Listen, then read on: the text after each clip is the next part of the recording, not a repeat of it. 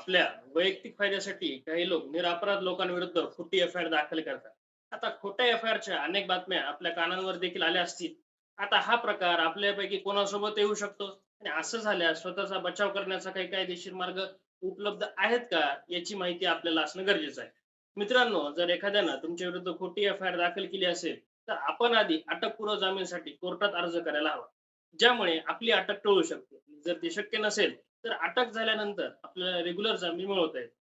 तसेच मित्रांनो, आपण उच्च न्यायालयात खोटी एफ-आय-आर रद्द करण्यात यावा म्हणून अर्ज सुद्धा करू शकतो. तर आपण गुन्हा केलेला नाही याबाबत जर काही पुरावा असेल, तर अर्जासोबत पुरावा म्हणून ऑडिओ, व्हिडिओ, फोटोग्राफी कोणत्याही स्वरूपात आपल्याला पुरावा देता येईल.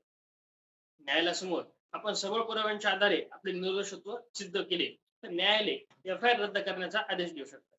मित्रांनो, इतकंच नव्हे तर उच्च न्यायालयात अर्ज नाकारल्यानंतर सुद्धा आपण सर्वोच्च न्यायालयात देखील दाद मागू शकतो. मित्रांनो, पुढील व्हिडिओमध्ये आपण जाणून घेणार आहोत की खोटी फिर्याद देणाऱ्या व्यक्तीवर कारवाई करता येते का. त्यामुळे आपल्या पेजला फॉलो करायला विसरू नका. धन्यवाद.